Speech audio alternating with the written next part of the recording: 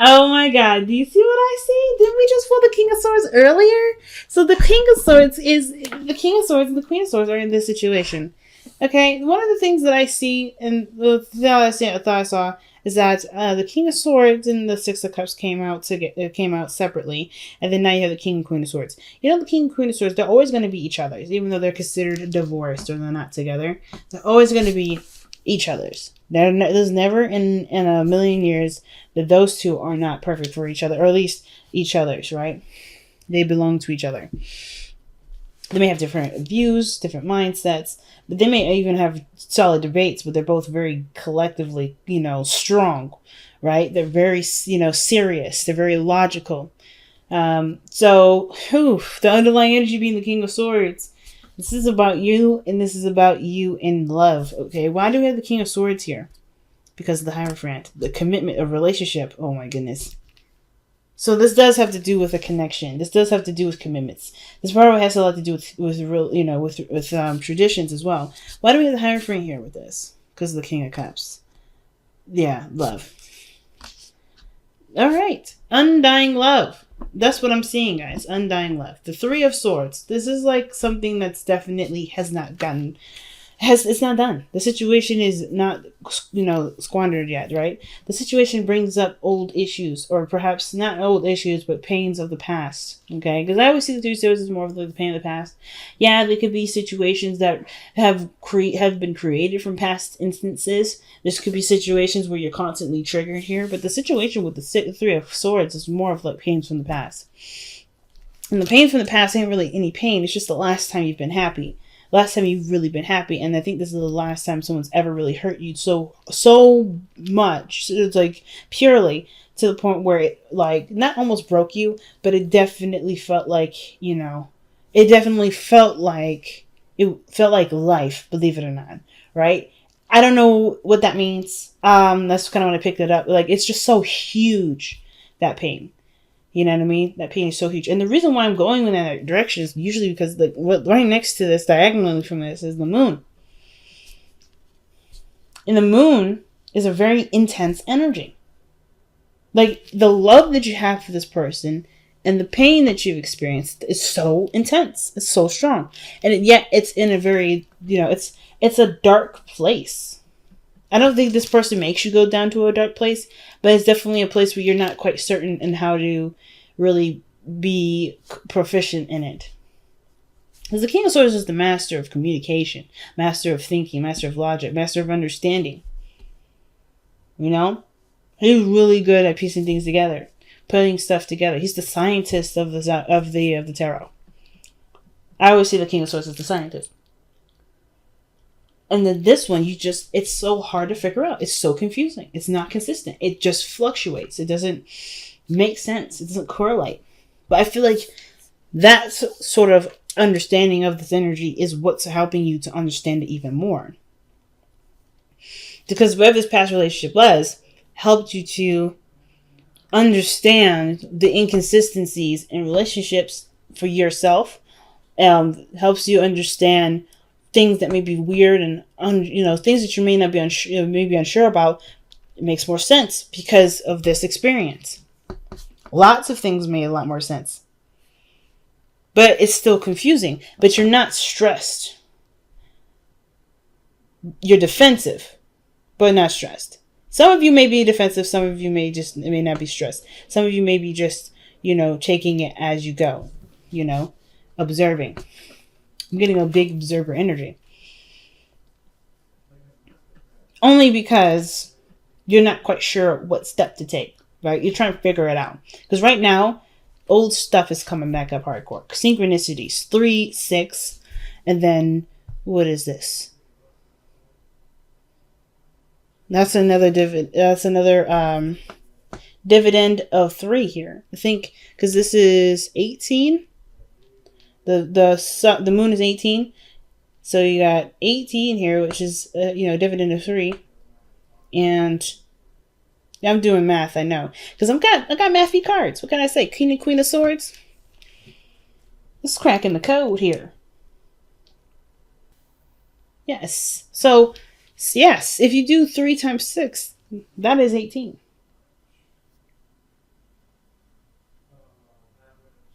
That's weird.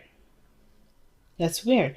Now, I don't know what the significance is for those numbers. If you guys have been seeing sixes or threes and duplicates, or if you guys have been aware of synchronicities, you do have 2 threes in here. So if you guys have been seeing double numbers, that's significant. I'm not quite sure of the significance of the 18. I don't know why I felt the need to break it down. But for some of you guys, that may have, that may resonate with you as an answer. But it's just weird, right? It's just weird. And maybe some of you guys have been dealing with this situation for like 18 months. It could be that's the situation that you've been in. You've been dealing with this for 18 months, or maybe even longer. The point of this situation, though, I don't think it's to heal old issues. Because I think there's a lot that you've been doing with this, because this is something that I've seen you guys have in some of your readings for a little bit. I don't think this plagues you anymore, but I think it's just, it's weird. It kind of looks like it's in the way, and which is why it's hard for you to make a decision on what you want to do, because the moon is there. It's confusing. Because I think your heart is like torn into several different areas. You want to protect yourself as first and foremost, but then it's look at the future. The strength card. That's strength. That's you're gonna have to be brave here. I don't think anything scary. I think there's something about some sort of past energy. And definitely regarding when the last time you were happy, last time you were in a relationship. Something that definitely devastated you so much that it's, that you now feel more brave to take it on. Right? I think there's been a lot of triggers, a lot of things coming up, old insecurities that may be coming up, but you're in a different place. You're not who you were when this situation happened. Even though these swords are still there, you're not the same individual. So I'm going to go ahead and pull some clarifiers for this. What is the Three of Swords for Aquarius? What's the Three of Swords for Aquarius? What's the Three of Swords for Aquarius? Oh, Three of Swords for Aquarius. I'm running out of space with this camera, so I'm going to scoot some of this down. Wow. So I'm just going to hold these up. So, the reason why the Six of Cups is in the past, because it got really intense. The situation felt like it was too good to be true. But you didn't. Either you were in control, or someone else had control, and it was comfortable. That's where you got the comfort from. The happiness resonated with somebody that definitely took control of a situation. Or the emperor having to be someone that held down the house, pretty much.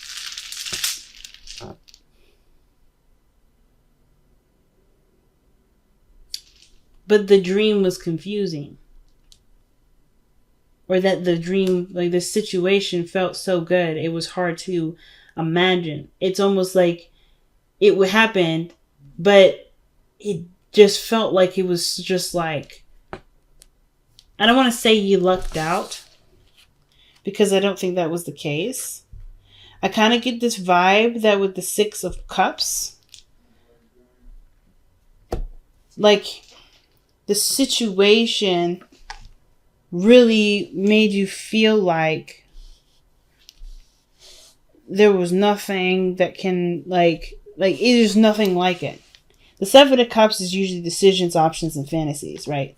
It's the illusion of not necessarily the illusion of choice, but there's a lot of things that you could miss with the Seven of Cups. For instance, like, you could be so glamorized by the front of it that you didn't really take a look and see behind what each, like, there's no idea to tell or how to know how something was going to turn out, or how any of these options that you may have had in the past turn out. But it looks like to me something that the past was overwhelming with emotion, overwhelming with feelings. You got the moon come in twice here. And then you turn around, right? You see this, like, why was it intense? Because it was so perfect. It was so beautiful. This person, this emperor, don't know if it's you or not, but this situation was almost showing that this was such a too good to be true situation, and then things got confusing. Things got really confusing. It got really intense.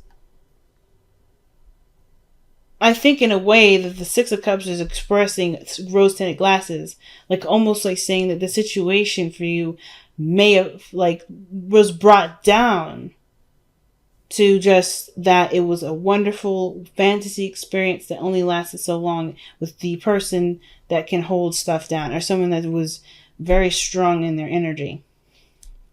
But I think that's why it's coming back up, because I don't think it was just a dream or it was just a blimp. That's why I don't think you lucked out, because I don't think this situation would be coming back up if you did, right? I think this is something more than that. I think it was way more intense than either you're allowing yourself to accept, or you do know this and it's just like, well, it's in the past. It's cool.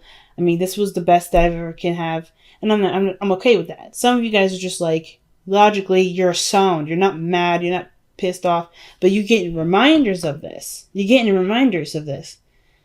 It's like no matter how much you've given peace to this situation, loving on this energy, on this person, on the circumstance, just to be rid of it, of the constant reminder, it's like it keeps coming back. So you're now trying to figure out what you need to do, because everything's showing you signs that don't really give you any sort of direction.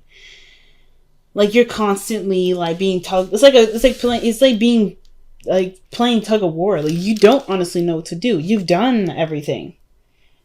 If the Emperor is what I think it is you've taken action on this.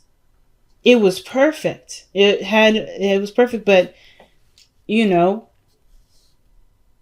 something went blacked out. Something blacked out. And it's just like you are being left with a decision, or you're feeling like you have to do something now. But it's like there's no real clear direction in which to go. You have no idea where to head. Let's see why the two of Wands is coming up in your present. It's like everything's questioning whether or not this situation was either too good to be true, if this was just a memory, if it was just something that was nice and something that you made up in your head. Like, is this like, because there's a lot of logic behind this, and this is like, I don't know what to see. This doesn't make sense. How could this be real? How can this be real? It's just so confusing. Oh, wow. The Two of Wands is clarified by the Nine of Cups. But figuring out what your dream is, and you don't know what that dream is. You don't know what you want. Especially with this, I think the situation almost is like you getting triggered, and it's reminding you of what you want. Or maybe what you wanted and you let go of. Or you've tried to let go of. Because the last time you were happy like this was here. The Nine of Cups. This is the Six of Cups. Yes, this is the last time. Like, this is a happy memory. These are happy memories. This is also a soulmate connection, soulmate energy. And the Nine of Cups. What do you guys? What is Nine of Cups? What is Aquarius's Nine of Cups? What is Aquarius's Nine of Cups? What is Aquarius's Nine of Cups? Oh wow, Ace of Cups. New love, a new beginning in love. Maybe even a new way of healing, too. But that's like, but you don't even know what that looks like. Maybe you guys know what it feels like. And that's what you're manifesting. You're just focusing on manifesting what it feels like rather than what it looks like. And it's so strong. It's so intense, but it's also so confusing, because even though you're trying to manifest the energy that you had gotten a glimpse of or a taste of, if that makes sense. Like, through this energy from the past, you know what happiness feels like. So you know what you're trying to feel. And that feeling is what's causing a lot of confusion, because it's bringing up a lot of the past. You're getting a lot of triggers from the past right here, right now. Something that you had overcome, right? The attachment of wanting something physical, something, tangible. You worked very hard to overcome the earthy, the earth-like desire, right? Like, I think you guys understand that you can feel and have these things without having to physically have it. And I think that's what you worked so hard on, but you're being reminded of that. And it's hard because I feel like for some of you guys, you just want to manifest the feeling. You don't really want what this was, but it's because that feeling is from this. It's bringing back this, which is causing a lot of confusion. So you don't know where to go. That's crazy. So your strength in the future is about being strong, being brave, staying patient, or keeping up endurance. I don't even know if it's bravery at this point. I don't think you're afraid. I don't think it's fear. I think it's just more of like being prepared to handle whatever is coming in. Right? What does Aquarius need strength for? What is Aquarius in the strength energy? What is this? What is this? I feel like it's somehow something to do with passion or actually lust more than anything. The Knight of Pentacles. Being brave and prepared for somebody that, oh man, to come in with something that they're ready to offer. And that's all that. Remember the Hierophant energy and the King of Swords. Well, here he is. Or here she is. If this is somebody that's got a different age range. This is commitment. This is stability. Well, not commitment, but more of this is a slow moving energy, and the potential for this to be, commitment can be possible, but it goes through a lot of other hoops. It goes through a lot of review and a lot of, double checking, even procrastination maybe. But this person I always see the Knight of Pentacles as a perfectionist. It's almost like somebody hasn't really gotten something quite right yet here. But the Knight of Pentacles is coming in with somebody with something to offer. Usually something that's that's of great value to this individual. Especially considering their circumstance. So I don't really understand what this may be. I feel like you may have to, or maybe there's something that calls for you to be brave because somebody offers something physical here, or someone offers you something of great value to them. So the Queen of Swords is your best path to follow.